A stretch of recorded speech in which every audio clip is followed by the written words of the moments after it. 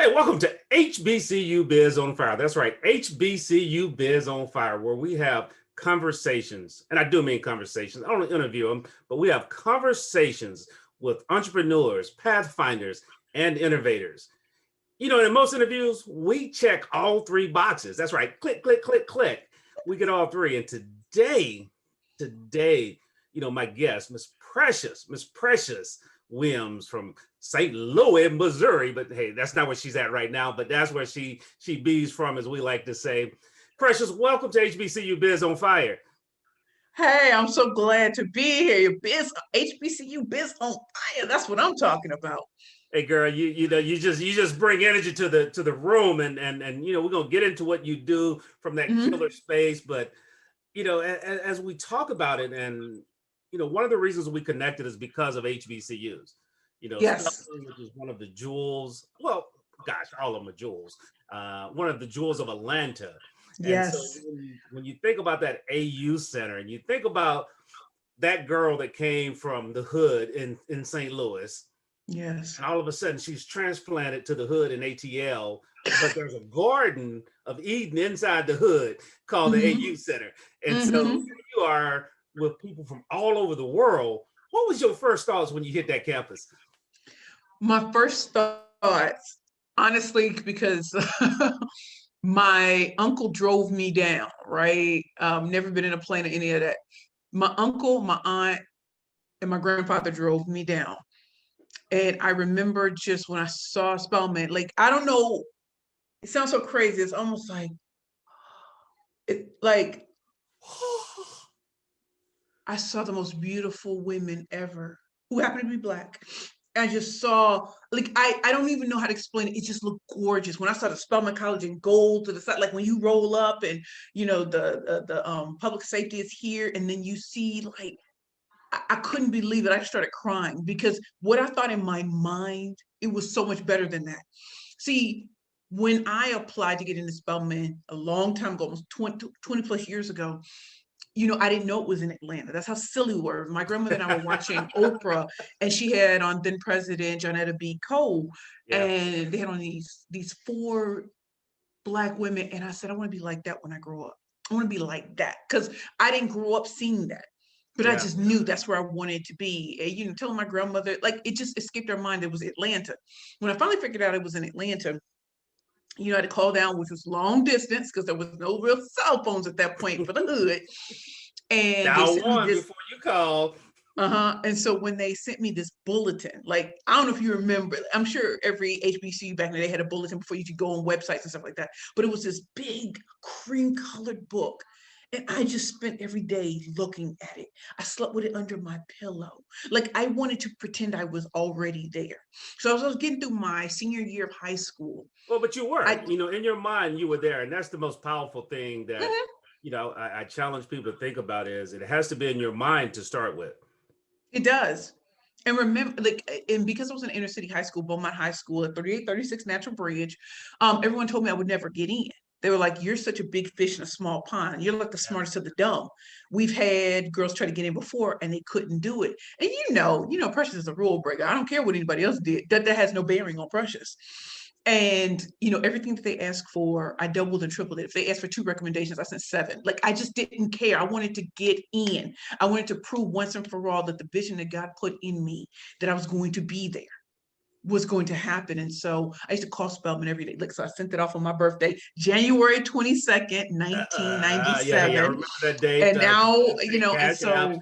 And gifts of all kinds. So, spoiler on her birthday.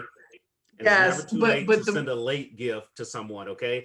Yes, but the most beautiful thing is when I sent it off, I used to call every day and pretend to be like my guidance counselors and stuff like that. And it got to the point where you can hear my voice. I have a very distinct voice, right? I have a very distinct voice. And they were like, Precious, we know it's you. Besides, my guidance counselors didn't think I was going to get in. So I remember that my grandmother, she was picking me up from school. And it was kind of quiet in the car. Me and my grandma, we fat now. That's Precious and Precious. I got home and I heard my granddaddy crying when I walked through the front door. I'm thinking, what did I do? Wow.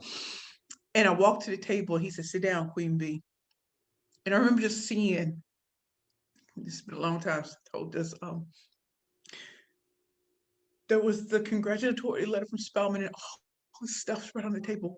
They opened my mail just to be like, Hey, they earned that Is it- right, you know. hey, it is what it is. And my grandfather handed me the congratulatory letter. And on the bottom was a written message from Dr. Janetta B. Cole. She couldn't wait to see me. And I was just like, oh my God, it really happened. My grandmother breaks it down. You know, I'm looking for that scholarship letter, you know, something like that. And I wasn't offered anything, but I had been applying for scholarships all along. I've been applying and applying and applying. In fact, though, I think it was Wilberforce University. They were like, you know, you don't have to go to Spelman. You can come here. We got you a full ride. But you know how when you know you're supposed to be somewhere else, I said, I got to turn this down. I got to go here. And so once I got in, of course, I went to my high school. Was like, yeah, did that. And they were like, but you ain't got no scholarship And money. swag come back in on campus that next day, like, you know, swagoo. I was dripping in swagoo. And then every scholarship I applied to, I literally called them up and I was like, I got in, because that was all they needed for me to get in. All this money started coming in, and we had this tablet next to our refrigerator. You know, listen, that's how old school Black homes were. And I just started putting 20,000, 10,000, 5,000, like, and before I knew it, we had over $90,000. wow. In addition to one of my scholarship donors called Spelman. I ain't gonna tell you what they said, but that full scholarship came through. Trust and believe that. And so when I tell you #relationships matter, they do. But I think what sets HBCU students, prospects, and all of them apart is we have that burning desire to get there. It's not because of yes, some people can say it, but I didn't grow up knowing about Spelman. I didn't grow up being told I could go to college. I didn't grow up with any of that. I just had to see it on television one time and see the representation of beautiful Black women who were poised. I want to be like them. I was like, I'm in the hood, but I want to be where they are. And when I got to Spelman, I got to hugging on the girls and stuff like that. Like, I felt like, even though I felt like an outsider, I was inside because I got here. And every day it was something to get 12 to like 20 hugs. I just saw this chick. That's my sister. We hugging, we doing this. And I used to walk in and say, I'm the real Spelman woman. And that's how people refer to me. That's Precious. That's a real Spelman woman. You know, Precious, I think the powerful thing, people don't realize that the love of what a Dr. Cole or, and you just transfer that name to any other campus, is that it didn't matter where you came from, you're now here. And all we're concerned about is how do we get you to your next level? And how do we get you to your dream? And so whether that spark was your second generation and it was there all lifelong, or it just happened last year, and you were treated the same. And so, you know, when you think about that on campus, you know, one of my things I still cherish is relationships with some of my professors and that became mentors. You know, just share one of those lessons you learned and then talk about the story that first brought that lesson in. It's just one now, because I know you got about tell you one. So here. Dr. Stephen Nadler, he was my English professor my first year. And I remember going to him and telling him, I'm from the inner city. I don't know if I know how to write. I'm embarrassed. I'm afraid. I'm scared. You were embarrassed and you were afraid. I was, because I didn't want to look stupid in front of my classmates. And I said, if I could have extra tutoring or something, I don't know what I'm doing. And when I tell you, that man, from the time of that day to today, is still in my life. When I tell you, he gave me extra tutoring. He taught me how to really read Shakespeare. He taught me the things that I never knew growing up. And when I tell you, you know, as I matriculated through Spelman, he was always there. Always. And he's still there now. And so whenever I go to Spelman, which is very infrequently, because you know, listen, you know what the COVID's doing, but I was just there last year speaking. He was right there. He said, I never doubted you. He said, you had something in you. And the reason why I always remember Dr. Stephen Nadler is because he's the tall white guy, very, very skinny and everything. And he could have just kicked me to the curb, but he saw something. He was instrumental in making sure I got the presidential scholarship to Emory University School of Law, which I turned down. Oh, I wish I hadn't done that. But yes, that man was there from that day to this one. You know, but that speaks volumes to HBCUs, because there are a lot of professors that really could have been anywhere in the world, and they Yes. chose to be there to impact, to take these gems, these rough gems, and help polish them into diamonds. And hold on, so I'll be remiss if I didn't do this. What is that favorite Shakespeare line that you learned when you're there with Dr. Stephen Naylor? Favorite Shakespeare line. He said he was I don't helping know if you learn it's, how to. yeah, but, it wasn't, it wasn't in that way, just how to start reading better. But I do love the Shakespeare sonnet. I think it's sonnet 23. How shall I compare thee to a summer's day? Do you remember that? Like, Yes. so that is one of the greatest sonnets I've ever read in my entire life. In fact, I'm a poet too. And because of Dr. Stephen Nadler helping me to see different things, like I couldn't read a sonnet the first time. I was like, what am I reading? And then to really embody it and to go deeper within what's behind the writing of this. How does it make you feel? And if you are like, you've never read any of my poetry, but I love the way sonnets are put together. So I write like that. Just So it because of, actually helped prepare you for what you do now, as well as. yes, it definitely prepared me. I mean, he made me a better speaker. Yeah. He helped me to get to the emotions behind what it is that I'm writing. I want people to feel me. I don't want them to have an intellectual exercise when they hear me speak. I want them to emotionally feel me. This came from a deep place, and I want to share this with you. The fact that I'm about to be 42 years old and I'm standing in that, this is the glow up. I don't know, they talking about the Kylie Jenner glow up. I'm talking about the Precious Williams 40 plus glow up. That's what this is. And it only And it's gets better. Spelman. That's what you get at the HBCUs. You really get that nurturing. Sometimes when you're a different, and listen, I went to University in North Carolina, Chapel Hill, University of Iowa for summer programs. As great as the amenities and all of that is, the truth of the matter is, like you said, rough, coming in rough and being polished. So no matter where I go in the world, I'm still precious, but I'm polished and I can speak to the best in the world, and I have. As you guys, you just give me so many things to think about. I forgot my questions over here, 'cause I got other things that I'm asked about. I know Precious is pledged Delta on campus. But talk about getting engaged, because that's one of the things that I challenge students today, is that if you're really going to get the full essence of college, you got to get fully engaged. So talk about that experience of almost stump the yard type experience, 2 days type experience. You know what? I didn't grow up really hearing about sororities or anything like that. But I remember I was a freshman, and I remember staring at the board in Upper Manley, and this is where all the sororities put up boards. And I was like, "What's AEO?" And I will never forget Tracy Gaskins, who was from Matrix 33. She was like, "That's Delta Sigma Theta Sorority Incorporated, 8 to Kappa Chapter." I didn't know what she was talking about, right? But I peeped though. I peeped though. You say I don't read today. I peeped though. I peeped though. And I started paying attention, and there was a student named Morinike Christian. She was SGA president. I kept peeping her, and I started noticing that the women on campus who were about that life, about grinding and getting out there and making themselves known and walking in their zones of genius, they were members of Delta Sigma Theta Sorority Incorporated, 8 Kappa chapter. And I kept thinking about it. So, I went out sophomore year. I didn't make it, so I'm not a part of Matrix 33. Junior year, they didn't have a line. Senior year, and everybody says they don't pick seniors. Who was the 33 on Divine 35? I am. I am.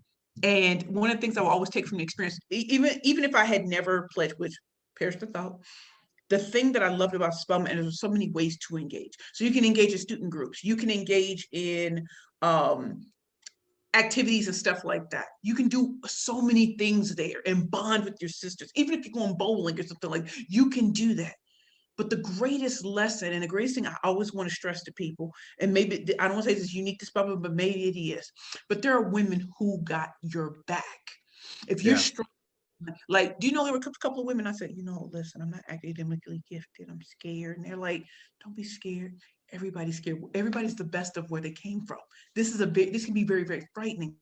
But if we all band together, we all got each other's back. That's why, as a Spelman College alumni, as HBCU alumni, there is no one I can't call on and get to where I need to go. When I think about the Starbucks chief diversity officer, I know her because I went to Spelman with her. We graduated together. Nzinga Shaw, she just gave birth to, I believe, her fourth child.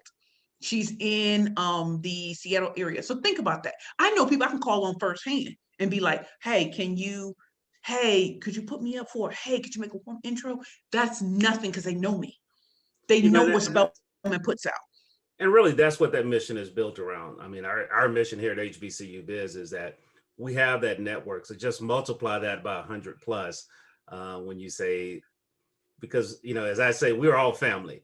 Your sisters and went to Spelman, your brother's Morehouse, and so, but you got cousins at Southern, and you got cousins down at Howard, you got cousins at Prairie View, you got cousins at so we're all family. And they really will look out for you. The greatest thing about HBCU alum, we have one that's entering as Madam Vice President. Like, yes. I'm not just limited to just Spelman. There are people I can call on anywhere. Listen, and trust me, that's why your LinkedIn profile matters, because they're gonna go and look to see, where did you go to school? Oh, okay, I know what time it is. She about that life. Okay, oh, I see what she's done. She's gifted, and she invested in herself to get to this point. I'm gonna help her because I know. You know what I mean? And so being an entrepreneur and an HBCU alum, it makes me feel so proud, because of course there are a lot of people who say HBCUs, they aren't the real world. Oh, okay, they're not? Okay. Hey, it teaches you Because so much. every other school is the real world. We do kegs all night. Oh, that's the real world. Oh, okay. You're talking to people who come from around the world at these Yes. HBCUs. They've been in private school. Some of us haven't. Some of us, like, we're not a monolith. And I really want people to know that it's not just people all from the same area. I came from poverty. Another sister, I went to school with Keisha Knight Pulliam, who Rudy from the Cosby Show. She's my classmate. She's also my soror. She's 2HK99. I know who she is. For I those can of you reach that are out. not Greek and you're hearing these letters, you're just like, what is she talking about? These are called line names, okay? Yes. You get a positive line name, and you get a pledge name that's individual, and then you get a compositive line name that's collective. So it ties you not only to your line, but to the organization as a whole. Definitely. And my line name is Blood, Sweat, Somebody might be like, and what is Tears. Precious talking about? Right. Precious, as we get ready to take a break here, I want to come back and just started talking a little bit about that transition outside of Spelman, because Right. they said it's a different world. It is a different world. So great. It is a different world. And it's a great different world. And, gosh, I digress a little bit. I love the meme where they said, you're talking about security and versus the Capitol. You should have tried getting into the women's dormitory on the HBCU campus. Rough life. It's a rough life. Bruh, it's a rough life. You don't roll up on Spelman like that. I'm sorry, you just don't. But we'll be coming back. We're going to take a short break. Got a few messages from our sponsors, and that keeps HBCUbiz on fire. So take a listen to this, and we'll be right back with you.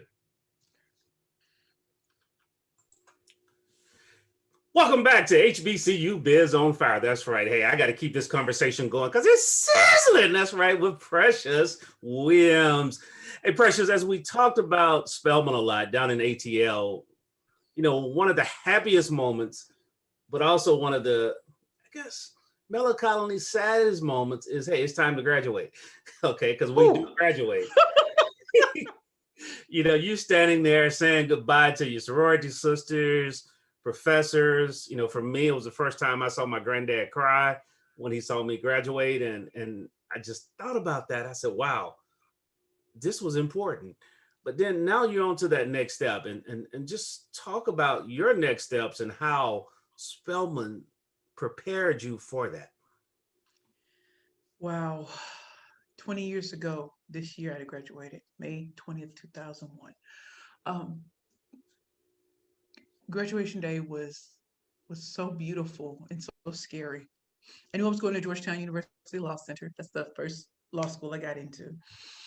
Full scholarship and everything. I was very, very proud of myself. But letting go of Spelman was so hard because it was my life. I went off. I mean, it was a great thing. My family was there. My grandmother didn't live long enough to see me graduate, but I know she was there in spirit. I came to New York with the SEO program, Sponsors for Educational Opportunity, worked at a top firm in New York, then went off to Georgetown in 2001. Let's reflect what happened in 2001. The day I moved into Georgetown's the apartment across the street from Georgetown University Law Center was August 25th, 2001, the same day that Leah died. I was there during September 11th. Wow. So federal troops. So it was a lot that happened, and I walked around with a lot of shame because I'm gonna keep it a buck. The truth is, when I was at Spelman, there was so much love. When I got to Georgetown, it wasn't. It was who is your father, who's your mother, diplomat, You senator, went from mayor, love all to of that, and lineage. how You went from love to lineage. I mean, where it was about yeah, your lineage so and not so who you were. I felt deeply insecure. I felt like I wasn't smart enough or anything like that. Now that's not a reflection on Spelman. It's a reflection on, like, as you go out in the world, I think most young people are gonna, or if they're really keeping it honest, they're really insecure. So they will lean on what their fathers or mothers or everybody's connection with. I didn't have that. I was going to be the first to break our generational curse. I was the first in our family and the only one in our family to have a college degree to this day. You know what I mean? So I left the school on my 23rd birthday, January 22nd, 2002. And I didn't come back till March 15th, to which they told me I had been disenrolled, kicked out, get my stuff and go. It was embarrassing. It was stressful. I felt like I embarrassed my school. And for 5 years after that, I was just deeply depressed. I went to Rutgers School of Law in Newark, New Jersey. Great school, but I couldn't see beyond my failure. Right. Finished, I went to Rutgers, had a nervous breakdown in 2004. So it just felt like a series of unfortunate events. And I felt like I'm never going to make it. I don't have that Georgetown name behind me. I'm not going to have anything, but good God is so good, because I did finish on December 15th, 2006. I crushed them in special remand court. I won all my cases, took the February 2007 bar. You know how they say that people of color can't pass standardized tests? I passed the New York State bar exam with a 44.3% passage rate, more than half failed. I passed cleanly, clearly. I did that. Went on to clerk for a federal judge in the Southern District. That's very prestigious. And Yeah. then worked at a medical malpractice, products liability, toxic tort firm. Hated it and just decided, you know what? I quit that job July 15, 2009. I don't know what I was doing. I wanted to start my company. No one believed in me. I was 327 pounds. 327 pounds. I was dating a very famous Hollywood actor. Still can't give a, he's deceased now. But the thing that I learned, and as I look back, and that's why I love my Spelman sisters, because they didn't give up on me. It was in my mind. I let my achievements and accomplishments be the only thing that people would ever value me for. Not value me for my heart, my grit, my determination. They did. I saw the world differently. And when you're at your bottom and a sister can come and take you and rise you up, that's a beautiful thing. And Wow. so when I started my first company with no money, use my pitching skills as a killer pitch master to get on national television with my first pitch, walk away on my second pitch with $500,000, become a 13-time national elevator pitch champion, including winning the third annual Black Enterprise Magazine National Elevator Pitch Competition on May 16, 2013 in Columbus, Ohio, having Robert Townsend and MC Light give me the title Killer Pitch Master. It was like the resurrection was beginning, right? And these are Black people who were behind me, and they saw me, and they loved that I got in. Like, I can get into the biggest companies in the world, and I was me. I didn't change.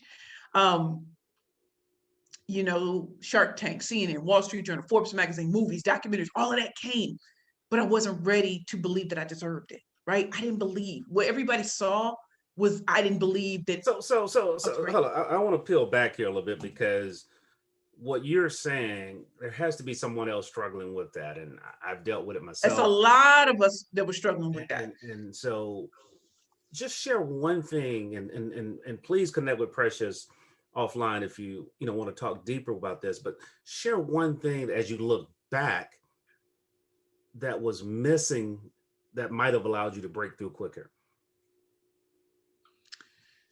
I really believe that what held me back is not believing the God in me, not believing the vision that God placed in me. That's unique. I didn't believe it. I also think what held me back is I no longer had my grandmother to cheer me on. My grandfather, he's deceased. He could no longer cheer me on. And I just felt unanchored. Another thing that helped me back is I isolated when I should have been reaching out to my Spelman sisters and to people who loved me. Instead, I isolated because I felt ashamed. I felt the guilt. I felt the magnitude of letting my entire school down.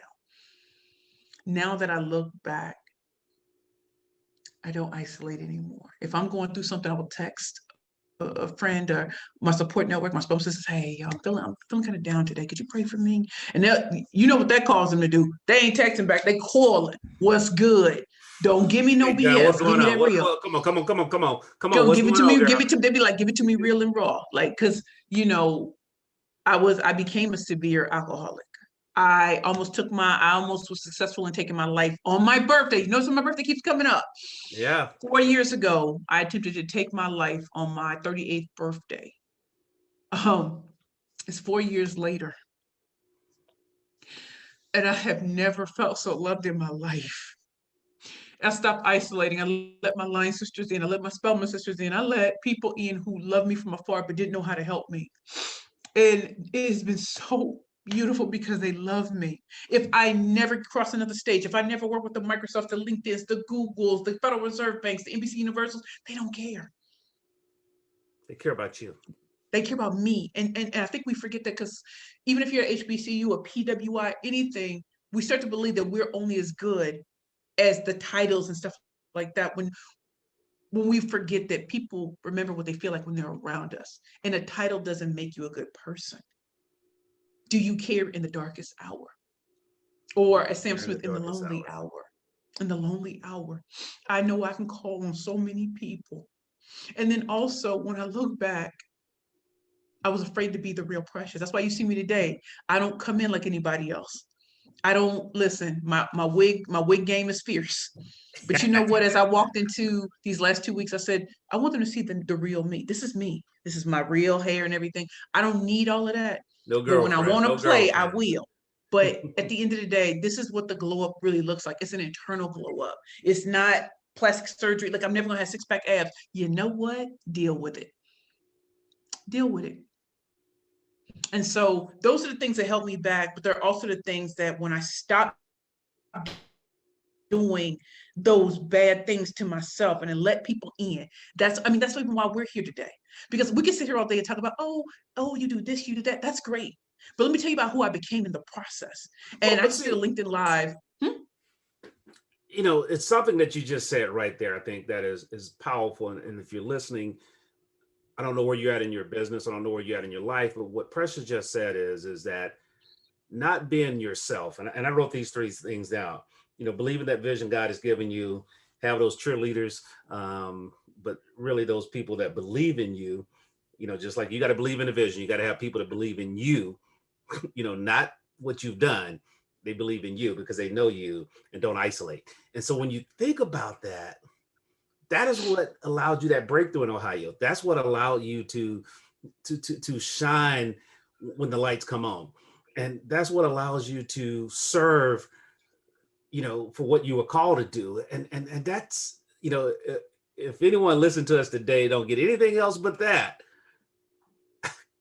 You know, I mean, yeah, they can learn how to pitch, but if you're not pitching from the heart, if you're not pitching from you yourself, it doesn't work. And so, gosh, I mean, I would be remiss if I didn't bring that out. I mean, that right there just spoke to me. That just blessed me today as I go through this HBCUbiz journey. And so, you know, as you talk about that, and I wanted to share a little bit before our time is out today about pitching, because being able to communicate in different ways, you know, is critical. So you got the title, the pitch master, killer pitch master. No, not just pitch master. There's a difference. You know, everybody can pitch, and then some can master, but some nobody slay like me. Can't slay it. I slay all competition. But you know, we talk about that, and you say that, and I have my notes here. One thing I definitely wanted to ask you about was bad bitches and power pitches. See, when we first talked, you said, Howard, I hope this doesn't offend you. But, you know, just talk about that title first, but more so talk about what that does for the people that choose to accept the title and the content that's behind it. Right.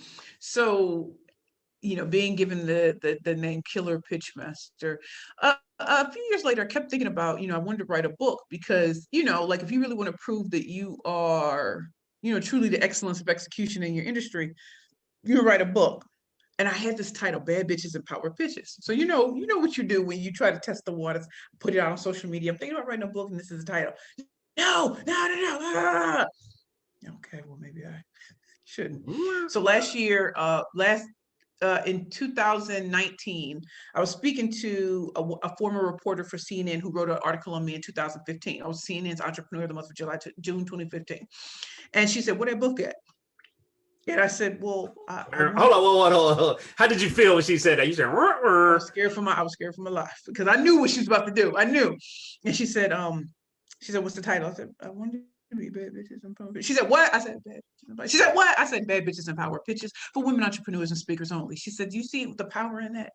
She said, "What? You think people are gonna hate on you?" I said, "They already do." She said, "Give them more what they want." She said, "You didn't write this book for everyone." And I think we come into this thinking everybody needs to buy what we do. No, they don't. Your tribe has to fit your vibe. She said, "Precious, you are a bad bitch with a power pitch." She said, "If people say they're not going to buy it," she said, "I'm going to guarantee you 50% of them will, just because they're curious." She said, "That's a hot title." She said, "What you want to name it, The Art of the Killer Pitch?" She said, "No one's going to buy that. Nobody." So I worked with her, and in 2.5 months wrote this book right here, the #1 bestseller, Billboard in Times Square, reviewed by Forbes magazine, Bad Bitches and Power Pitches. And I wrote this book not from the perspective of just telling you how to write a power pitch. I want you to know the 7 branding personas. Like, how do you really show up in the world? Are you unstoppable? Are you mysterious? Are you creative? Are you ruled by numbers? Are you powerful? Like, are you flawed? Like, I wanted you to understand and see yourself as you really are, not as the way you want to project yourself to the world.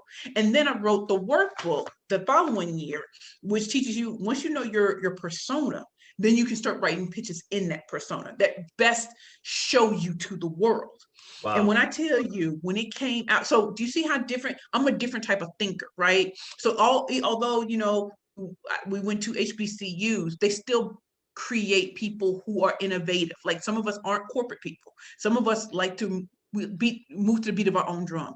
And so while it would have been typical for me to write a book teaching you how to pitch first, no, I got to enroll you in the vision of what does it mean to be a bad bitch with the power pitch. And I think one of the things that your life prepared you for is this book couldn't happen 10 years ago because you hadn't gone through what you needed to know. You needed to know that you needed to be yourself in order to pitch properly. Right. And then just doing that, it really raised my confidence. And I had one of the top speakers in the world call me and say, "Change the title." I got so upset, she said, "You didn't write it for him. You didn't write it for him." And because my coach believed in me so much, and it went crazy gangbusters, the most beautiful thing happened is when I started getting those reviews back and they wanted more. People who said, "I wasn't gonna really buy your book, but I was kind of curious." Oh, okay. And they're like, "It wasn't urban lit." I said, "Even if it was, it's not." But they're like, "You did it. You really broke it down." So when I tell you create your own lane, you're always gonna have haters. You're always gonna have people who tell you what you cannot do. That's them. That has nothing to do with you. Just like people always look up to the Elon Musk, the Bill Gates, the Steve Jobs. We have that in our network too. We have them. You may not have ever heard of them, but they're here. It's not just the Oprahs. It's not just the Tyler Perrys. It's not just in entertainment. It's in business and everywhere. So if you want to be that trailblazer, go for it. People are going to try to fight with you, and it's okay. Give them a show anyway. Hey, it's right there. It's a mic drop right there at that point. But a couple things as we close out here. Number one is you got something even gooder coming up, as I like to say. Got something gooder. April 13th. You got something gooder coming up. So April 13th. Number one. What's coming up for April 13th? So April 13th, 2021, I'm coming out with my 3rd book, and it's called Pitching for Profit, the Bad Bitches Playbook to Convert Conversations into Currency. Did you notice I didn't say cash? I said currency, because there are different ways to get here. Am I right or wrong? Hey. Like, once you know your pitch, that's great. then what? How do you monetize your network? How do you really turn conversations into currency that keeps paying for itself? How do you get referrals? How do you get affiliates? How do you get your name spoken in rooms that you have never entered? How do you get into the Four Seasons? How do you get into the NBC Universals? How do you get into financial services companies? How do you get into places they said you could never get into? How do you even get into places that you didn't even know existed? I've done it.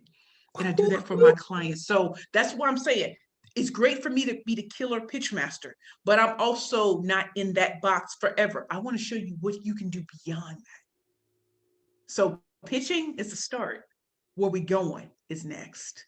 And as 33HK01, as a woman whose grandmother was born in 1933, as the 33rd president of the United States, it was Harry S. Truman from Missouri.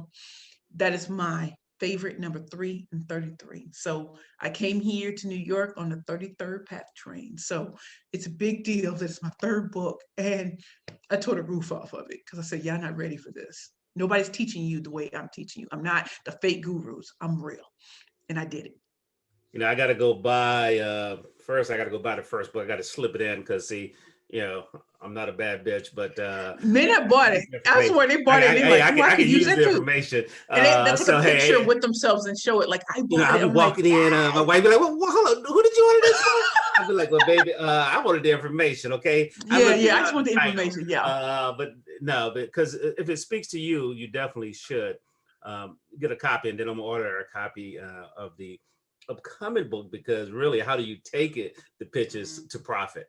Because that's where it really is. Pitching for profit.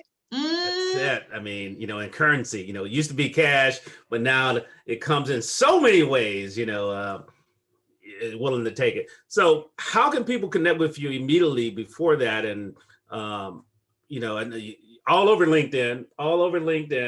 Like, I see it all the time. Easiest place. I'm going to tell y'all the easiest place to catch this girl. It's on LinkedIn. All over LinkedIn. But, you know, how can they best connect with you?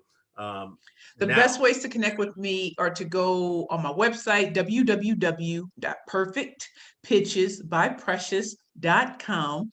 Check out my website, especially go to the Work With Me page. You'll see my books there and some of the things that, you know, I have coming up.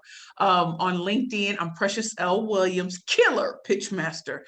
On Twitter, I am at Perfect Pitch P. On Facebook, I am at Perfect Pitch P, and on Instagram, I'm at Perfect Pitches P, and on YouTube, I'm Precious L. Wiliams. And there's a lot of videos, free videos that you can just watch and learn so much. I have a LinkedIn live show every Sunday. I don't miss. And you know, look for more things that we have coming up. I have a conference that I want to have later on, and so listen, that's how you can get to me, and I do respond. And by the time this come out, she's going to be, well, nope, you can still see her at a HBCUbiz conference, and she's definitely going to be part of the HBCUbiz community and you know what time it is for years to come.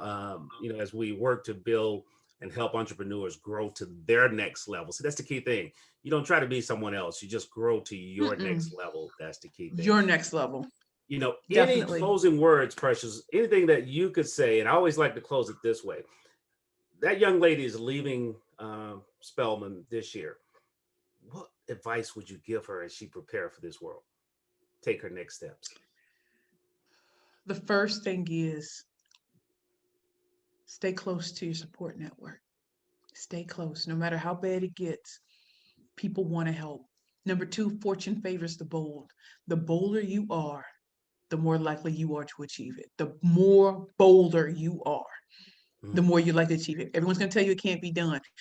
Just because it hasn't been done doesn't mean it can't be. We serve the Most High. Keep God first in your life. I promise you, I didn't know God until I was in a program from 2017 to 2018.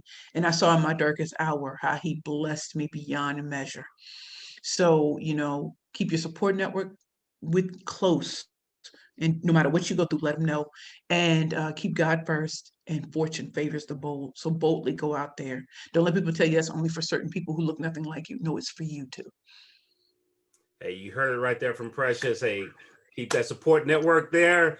Keep that faith in God and go after it boldly.